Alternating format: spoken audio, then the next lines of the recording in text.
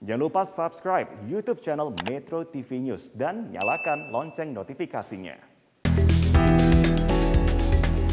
Pemirsa, vonis 12 tahun penjara bagi ex-Mensos Juliari Batubara dinilai terlalu rendah yang membuat sebagian kalangan resah dan gundah.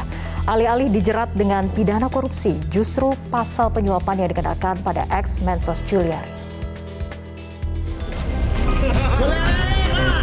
Penangkapan Juliari Batubara akhir tahun lalu mengejutkan kita semua.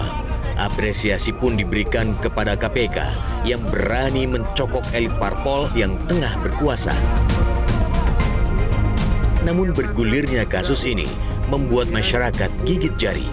Alih-alih dijerat dengan pidana korupsi, justru pasal penyuapan yang dikenakan pada Juliari. Juliari pun lolos dari ancaman hukuman mati dalam sidang pembacaan vonis pekan ini, penjara 12 tahun yang didapat Juliari. Menyatakan terdakwa Juliari P. Batubara telah terbukti secara sah dan meyakinkan bersalah melakukan tindak pidana korupsi secara bersama-sama dan berlanjut sebagaimana dakwaan alternatif ke-1 penuntut umum. 2.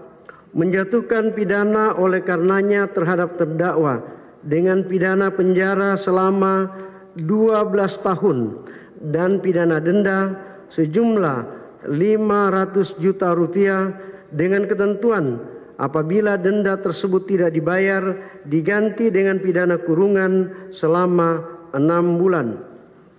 3. Menjatuhkan pidana tambahan kepada terdakwa untuk membayar uang pengganti sejumlah 14 miliar 597 juta 450 ribu rupiah.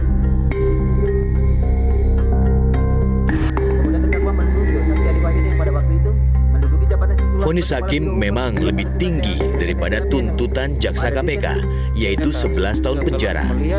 Dan KPK pun menyatakan menerima.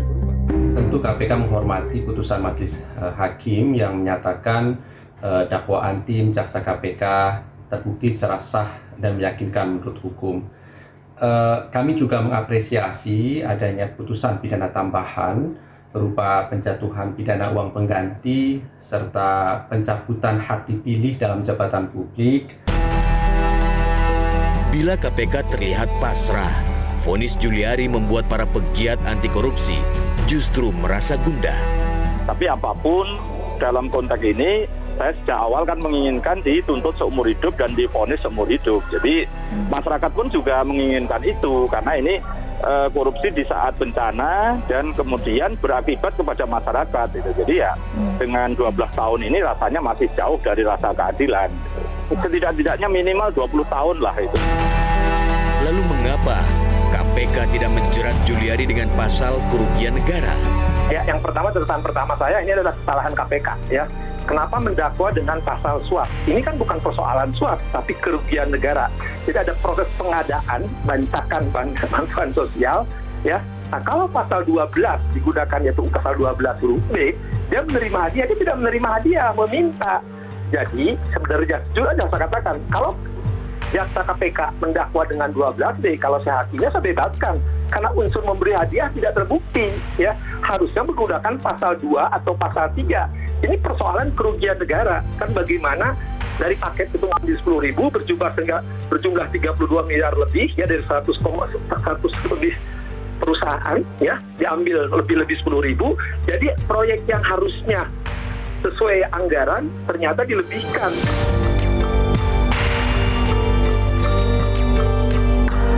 Menyunat kualitas bansos pandemi menjadi modus pelaku korupsi.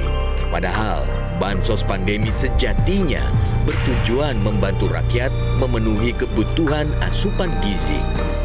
Melihat dampak korupsi yang sangat luar biasa dirasakan oleh masyarakat, sebenarnya Juliari Peter Batubara sangat layak, tepat, dan pantas mendekam seumur hidup di dalam penjara. Ulah Juliari dan komplotannya membuat pemerintah mengubah skema pemberian bansos pandemi di Jakarta dan sekitarnya Tujuannya agar warga menerima bansos dengan nilai seutuhnya.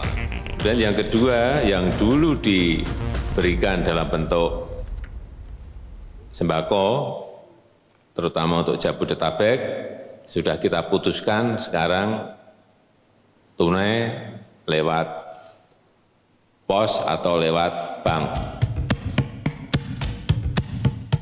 Namun yang terjadi, bansos tunai pun akhirnya dipungli. Proses penegakan hukum terhadap Juliari Batubara seakan tak membawa efek jerah.